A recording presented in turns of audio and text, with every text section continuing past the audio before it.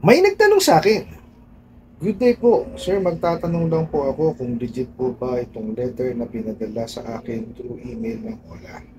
Napapanood ko po kasi kayo sa TikTok na nagbibigay ng payo. Ako po kasi ay may utang sa OLA, magtatatlong buwan na po. Pero nag-iipon naman po ako ng pambayad at nagtatrabaho po ako. Natatakot at nai-stress po kasi ako. Maraming salamat po." Ito po yung yung message, no? Republic of the Philippines, National Capital Judicial Region, Regional Trial Court, Branch 150, Makati City.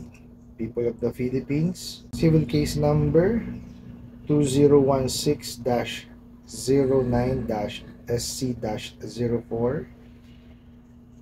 bench warrant of arrest criminal case.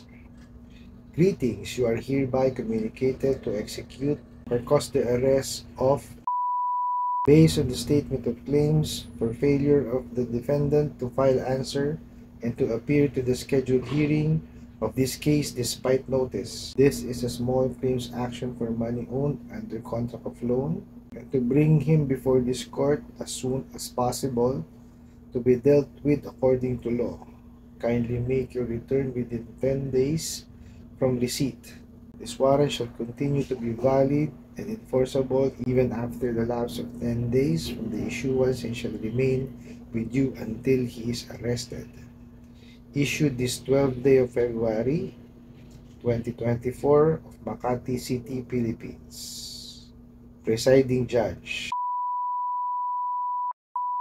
Wow, ibang klase. Oh, wala no. Nag-i-email ho ng bench warrant. Matindi talaga. Ay, Diyos mio, Marimar, talagang matitigas ang ulo nitong mga to. Hindi marunong makinig, no? Ay, himayin ho natin, no? Napakarami hong mali, no? So, sabi ho dito, RTC daw po, Regional Trial Court. Pero, bakit small claims po yung i-file na kaso? Ang small claims po is sa municipal level po siya. No, hindi po siya sa RTC. Okay, so isang mali na po yun. Okay. Pangalawa po, no, is nag-issue po ng bench warrant. At ang sinampang kaso po is small claims. Ang bench warrant po is ini-issue ng ating mga judge yan po pagka po nag-fail po umattend sa criminal case or may nilabag po siya, no, doon sa kautusan po ng judge. Okay, so yun po yung mga dahilan para ma-issuean mo kayo ng bench warrant. Okay? Saka ang small claims, hindi ho ini-issuean ng bench warrant yan. Pagka ho kayo hindi naka-attend dyan, no, maglalabas ho ng desisyon si judge, pabor po, no, dun sa sa nag-file ho ng kasong small claims. Hindi na ho kailangan pa issuean ng bench warrant. Nang kamote itong mga to. Tapos ito pa po, nakalagay ho dito, civil case number 2016-09-SC-04. 2016 pa ho ito eh. Pero sabi niyo ho, 3 buwan pa lang ho kayong hindi nakakahulog. Oh, bakit ho yung case number 2016? Di po ba? Ito talagang mga to hindi hindi nag-iisip eh. Nakdang kamote talaga. Oh. Anong klase itong mga na to? Mga pamali-mali po? Grabe. Mario Joseph. People of the Philippines. People of the Philippines is civil case po ang ang small claims. Mario Joseph. Mema lang ho, mema. No, mema sabi lang o may message lang po sa inyo. No, pananakot to ito. No? Hindi ko na ho na research kung totoo pong pangalan ng judge ito nandito, no? Pasensya na ho kayo kasi halos kadarating ko lang din. So maliwanag na maliwanag ho. Talagang walang alam sa batas ang mga damuhong ola na yan. Hindi po ba? Eh, ginawa na naman nilang sorry ho, tanga sarili nila. Oh, anak ng kamote, oh, di po ba? So, Maliwanag kung pananakot at harassment na naman po ito, 'no? So, maipapayo ko lang ho sa inyo is, ikalma niyo yung sarili ninyo, 'no? Dahil nga sabi ninyo, nai-stress na ho kayo't natatakot, so huwag niyo hong pansinin yung message, 'no? Kasi ho, talagang halatang-halata hong panakot lamang. Kasi mali-mali ho, 'di po ba? Tsaka ho, tama ho yung ginagawa niyo, nag-iipon po kayo, 'no? Pero dagdagan po natin, ang gawin po ninyo, mag-email po kayo sa kanila. Ano po? Tapos magbigay kayo ng date kung kailan kayo magbabayad. At tuparin nyo yung date na yon. Ano po? Kasi po, kaya ako kayo pinag-i-email, no? Para po documented. Dokumentado ho, no? Kumbaga, hindi nyo tinatakbuhan yung inyong utang, no? Talagang gipit pa lang ho kayo, pero nag-iipon kayo. So, ang gawin nyo po, i-email nyo po sila. Ano po? Tapos, ilagay nyo po yung date kung kailan kayo magbabayad. Pero tutuparin nyo po, no? Para hindi ho kayo masira sa kanila at para ho matapos na yung problema nyo sa ola na yan. Ano po? Kasi pag hindi nyo talaga nabayaran yan, patuloy lang ho yan ganyan. Kung ano na naman kalokohan na pagpapadala sa inyo yan. Pwede po ba? Ito ang sasabihin ko sa inyo. Pagka ho kayo nakatikim o nakaranas ng harassment, no, sa mga ola at sasabihin ganyang message na pupunta ng korte, wag ho kayong maniwala. Hindi ho tutungtong ng korte ang mga yan. Kasi may harassment na pong nangyari sa inyo . Takot lang humarap niyan sa ating mga huwes. Mababaligtad po sila. Sila ho ang po pwedeng kasuhan ng harassment.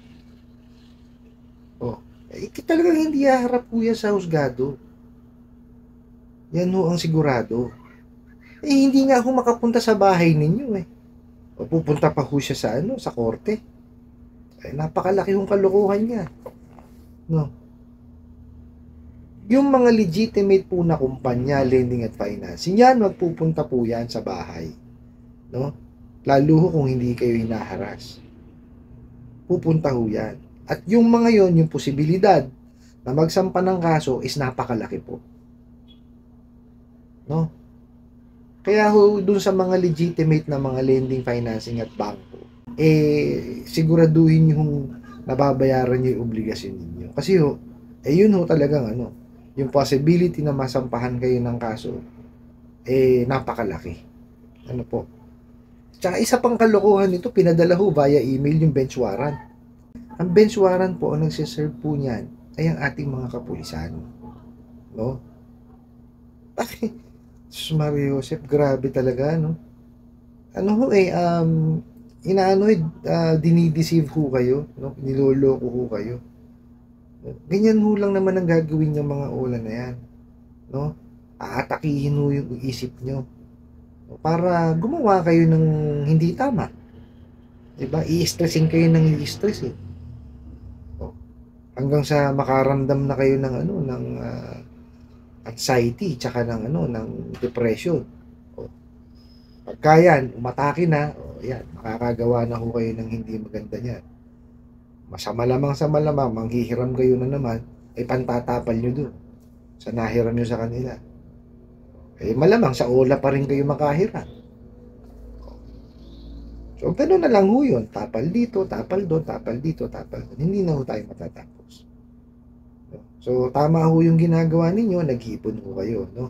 Tapos, sabi nyo nga ho, may trabaho kayo. So, tama ho yan, mag-concentrate ho kayo sa trabaho nyo. Kasi pagka yung trabaho nyo na ho naapektuhan, paano pa ho pamilya ninyo? Paano nyo may provide yung pangangailangan nila? Di po ba?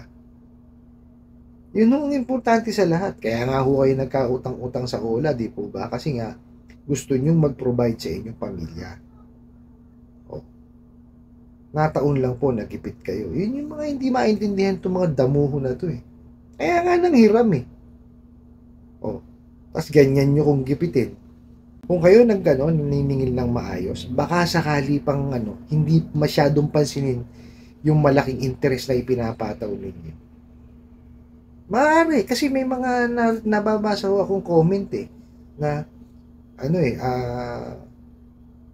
kung di dahil dun sa sa panghaharas, magbabayad do sila . No, babaliwalain na ho nila o Hindi na nila masyadong papansinin yung interest eh. O nakita nyo ho yun? Mismo na ho sa mga kliyente po ninyo nanggaling. Diba? Isasantabi nila yung malaking yung interest. Magbabayad sila kung maayos lang kayong maningil. Di po ba? Hindi ko maintindihan sa inyo bakit ganyan kayong maningil eh. Ba't akala nyo ba pogi kayo pagka kayo matapang? Hindi nakakapogi magiging matapang. Saka hindi ho patapangan ng paniningil. Ang kailangan ho sa paniningil, alam nyo ho yung account nung sinisingil ninyo. May alam ho kayo kahit konti sa batas. Meron kayong mga bala or meron kayong mga options na pwedeng ibigay sa kanya para pagka hindi niya kaya pang magbayad. O di po ba?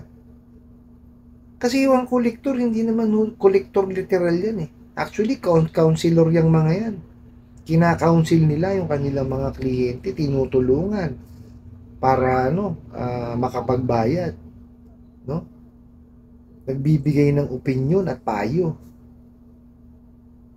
Hindi ganyan na nakang kamuti, gipit na tapos i-stressin mo pa. Eh, ano mangyayari? Baka maluko yan.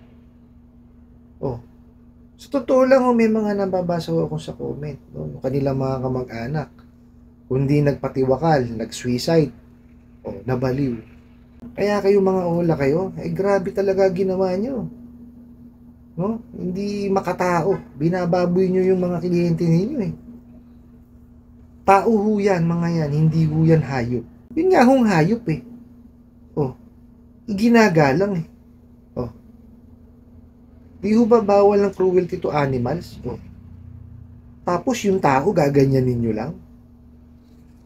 Luko-luko kayo? Sa inyo gawin yan.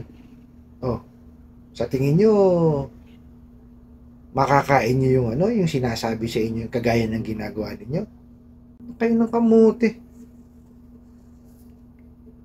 Maski aso, hindi kayang kainin yung sinasabi nyo. Oh. Baka ng kamote kayo. Nakakainit kayo ng ulo. Hindi, hindi manong umayos kayo, no? Sumunod kayo sa batas, no? Natatype kaso lahat ng klase ng lending eh. Oh. Di po ba? Magbago na kayo. Tapos dun sa nagtanong, no? Ako, lagi ito sasabihin ko, no? Bayaran nyo yung nautang ninyo. Kasi nagamit nyo kahit papano. Ako, sang-ayon doon sa sinasabi nyo, no? Sa message niyo na kayo ay nag-iipon, no? At nagtatrabaho. No? So, tuparin nyo po, no? I-message nyo muna ho sila, i-email nyo sila. Bigay ng date kung kailan kayo magbabayad. No? Tapos, tuparin nyo po. No? And then, pag nabayaran nyo na siya, huwag nyo na ho siya tangkiligin. No? Para humatigil na yung mga yan. No? At dun po sa mga bagong nanonood po sa akin, no? Wag na wag niyo pong tatangkiligin o wag na wag niyo hong babalakin o tatanggain na mangutang sa mga ola na yan. No? Yung mga online lending apps po, wag ko kayo mangungutang yan. Grabe ang mga yan. Kung ayaw niyo masiraan ng bait, wag ko kayong dyan. No?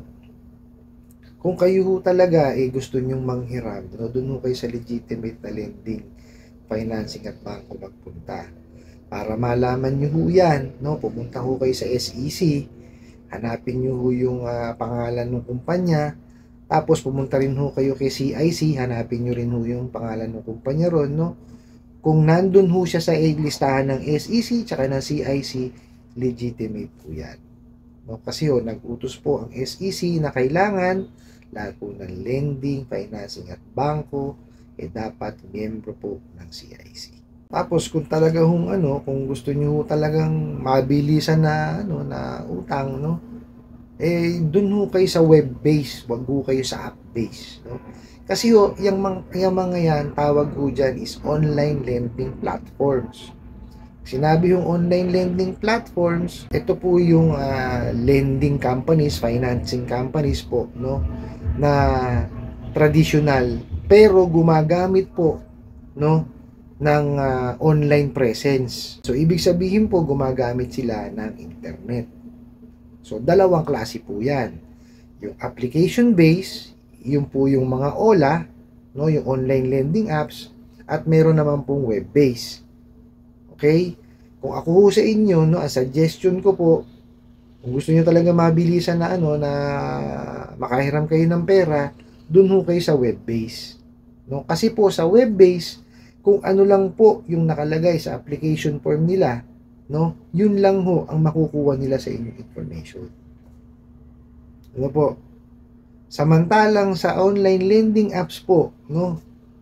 Pag dinownload nyo ho yan at binigyan nyo ng access, ay sus Mariosep, lahat ho ng inyong information na nakalagay sa telepono ninyo, nanakaw na. Kaya huwag na wag nyo siyang babalakin. Ano po, ako ho, payo ko ho yun. Pero it's still your choice po kung gusto nyo pong manghiram sa mga online lending apps. Ako po nagbibigay lang ng aking opinion. Okay po? Ako po yung nagbibigay lang ng aking opinion. I hope nasagot ko po itong katanungan na to at sana po makatulong. Maraming salamat po sa inyong walang sawang pagsuporta at panonood sa aking mga videos. Maraming salamat po sa inyong pag-like, pag-share, pag-comment at pagtatanong.